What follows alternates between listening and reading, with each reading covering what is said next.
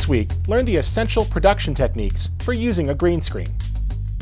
Adorama TV presents DSLR Video Skills, where you'll learn all about photography and videography. Here's your host. Hi, welcome to this week's episode of DSLR Video Skills, brought to you by Adorama TV. Today, we're going to be taking a look at the essentials of green screen production. Now, one of the questions that comes up all the time is green or blue? Which one should I use? It's really a personal choice. What you need to realize is that green or blue is fine for keying. It's absolutely up to you, unless you have some technology limitations. If you are going to be using cameras that are heavier compressed, like a DSLR, AVC HD, etc., the green channel is going to have more information. So generally speaking, I prefer green when shooting on cameras that are more compressed. If you're shooting on high quality cameras, it's totally up to you, blue or green, whichever works best with your subject. We've got two ways of pulling this off. We can use a backdrop like this, piece of fabric, or a flexi-fill. Advantage of a flexi-fill, like you see here, is that when opened, it's going to be nice and taut. And Kevin, step in for a second. Kevin's just going to help me today with lighting. If we pull this a little bit tight at the edges, all the wrinkles go out pretty quickly and easily. So a backdrop like this can be used for standing upright, or if you have to do two people side by side like they were sitting down on set, you could rotate this and then just raise it and put it into clamps. Pretty straightforward, but I want to show you how to get by if you are using fabric, which makes it easier to cover a broader area, but requires a little bit more work. So we've got the backdrop bar and just some stands here, and we've already pulled the backdrop across the top pretty tight. What we're going to do is raise this up as high as we can get to the ceiling without going through the ceiling, so we have to be careful on the initial lift. And then we'll pull out some of the wrinkles in the fabric itself.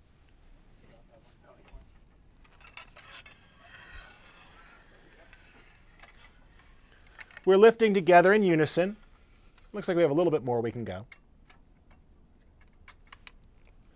So as you see here, we've raised the bar, but it's not perfectly stable. These stands have a lot of weight, plus it's fully extended. So for safety's sake, we're going to drop some sandbags on these light stands to prevent them from toppling over. The last thing you want is an accident on your set. So we have a secure platform, and it's stable. Let's get the rest of the wrinkles out. So we want those wrinkles out so it's easier to key. Wrinkles will have bad shadows or show up as unwanted texture in the final keyed background. So you want to get as much out as possible. Don't be obsessive. I see people hanging out on set with steamers and irons and doing all sorts of things to try to get rid of these. Most keying software is pretty forgiving. Get out the ones that you can easily get out. Let the backdrop hang up there for a little bit. It'll naturally have some of the wrinkles fall out over time, but get it up there. And now that we have it, we're going to bring the camera in, get it up so we can start to see the shot, and we'll start to tweak the lights. We're going to go ahead and put the lights on the backdrop and really crank them up so it gets a nice, even pool of light. Okay, we've got the backdrop up, it's tight. What we're going to do now is bring in a placeholder subject so we have something to reference and position the camera. Now in this case, the camera is too close to the background, and we want some separation between our subject and background. Let's bring in a placeholder subject first. Here we go. Now, a common rookie mistake is putting the subject too close to the backdrop. And if you do this, you're going to get some pretty bad color spill. What will happen is that the green will actually reflect back onto your subject. It might be on the face, or if they have light colored hair, you'll see it there in the clothing. And this just makes it that much harder to get a good key. So if this subject is too close, notice as we get back here, we're starting to get bounce of the green onto the fill. Plus, our background lights are also making the subject look unattractive. So I'm going to move this forward and get some pretty good distance. And what we're seeing here is that we have separation from foreground to background. The background has its own lights, and our foreground is going to have its own lights that we add next. Let's go ahead and bring the camera into place here so we can start to frame the shot up, and we'll check our lighting. So we have a nice even green on the backdrop, and one of the coolest things is that our subject is in focus, but because of the shallow depth of field, the background actually falls out a bit. Kevin, can you clear our placeholder for just a second? Because the camera has a shallow depth of field, even though there's an actual wrinkle and seam in that backdrop, you'll notice that it completely falls off.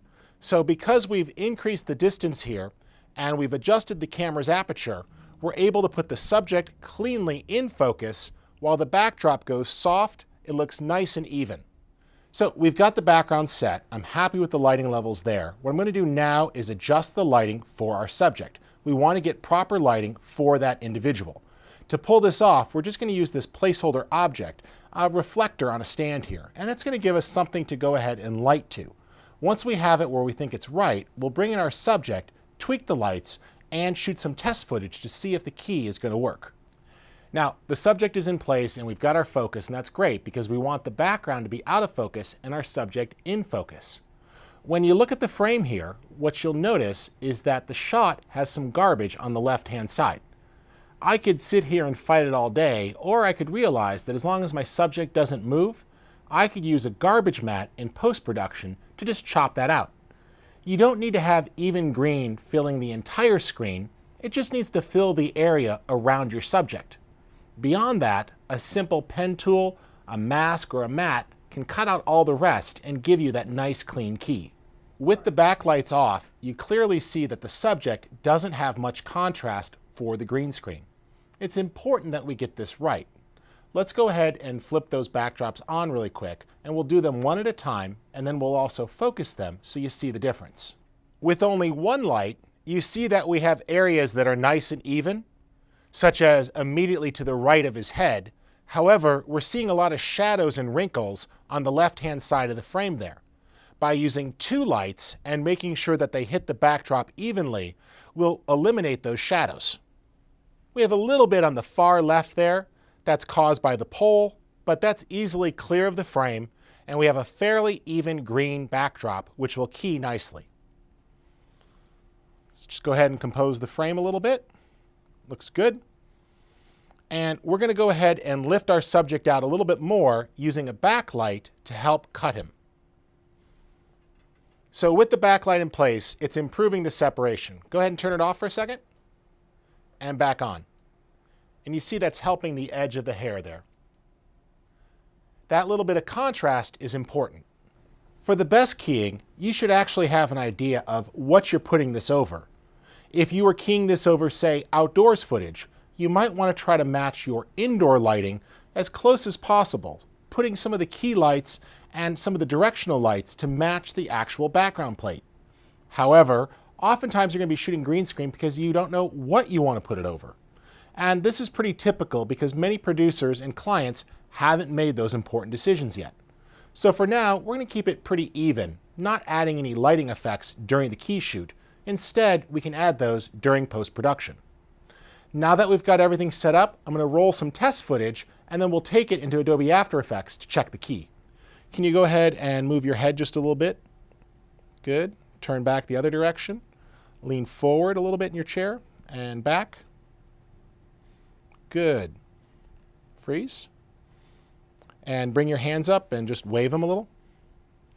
Good. In front of you, back and forth. Good. The reason why I did that motion is to get a better test key. If your subject just sits perfectly still, you won't really know how good the key is. It's those high areas of motion that are going to be problematic. And typically I won't let my subject move around that much, but it's good to test and see just how much room you have or threshold on the key itself. Let's jump into After Effects. One of my favorite tools on set is to use Adobe After Effects. Now, there's lots of ways to key, including the nonlinear editing tools, such as Premiere Pro, Final Cut Pro 10, etc. But I like to check it in a compositing app. And for me, that's After Effects. I'm just going to bring that footage in. I'll double-click in the project window here, and it brings up the Import File dialog. And I'm just going to navigate right to the memory card, and I'll grab the footage. There's my clip. And let's bring in a few backgrounds as well.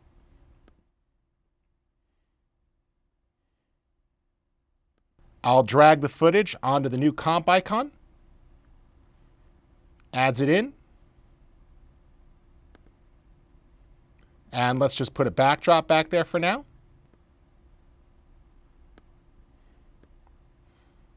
There it is. We'll drop it into the back. Select our subject. With the pen tool here, I'm just going to make a basic matte, cutting out those areas I don't need to key.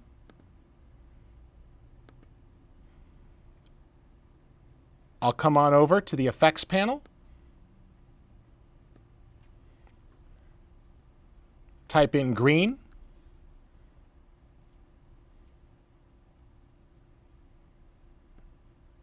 I'll put a little bit of a green blur to smooth out the green backdrop, and then use the key light plugin. This is included with After Effects. Drop that on the subject, take the eyedropper, click on the green, it drops it out. Looks pretty good there. I could take a look at the source matte. There's the screen matte. Looks like we just about have it. We'll clip the blacks, making them nice and even. You see we have a little bit of problem there in the shirt. The blue shirt was picking up some of the green, but we could easily fix that. Let's just drag through. Looks pretty good there. And I'll switch that back to see the final result. And that looks great. Let's just put a different backdrop back there so you see a little bit of variation. There you go. Very solid key. And all I need to do is tell that affected layer to actually use that mask. We'll set that mask to none, and we'll set the outside mask to use the path and simply invert it. And you see we have a really solid key. There it is. I'll just drag through. We have a pretty solid key there. We could tweak the lighting in post, make a few adjustments, but that's holding up nicely. We'll go in depth on how to key with key light and explore all sorts of options with the post-production side in some later episodes. And don't worry, we'll explore both Apple and Adobe tools, so you can have a choice. But for now, I think we're in good shape and we can actually shoot our footage for the day. If I need to make changes, we break for lunch, a light gets turned off and back on, I'll go ahead and do that test key again. But it's pretty straightforward.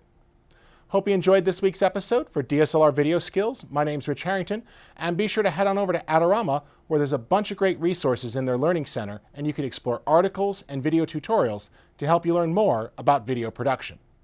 Adorama TV is brought to you by Adorama, your best source for the equipment and knowledge you need. For all the latest photography, video, and computer gear, visit Adorama.com. Place your order by 7 p.m. and it ships the same day. Plus, the next time you're in New York City, be sure to visit our store located on 18th Street between 5th and 6th Avenue.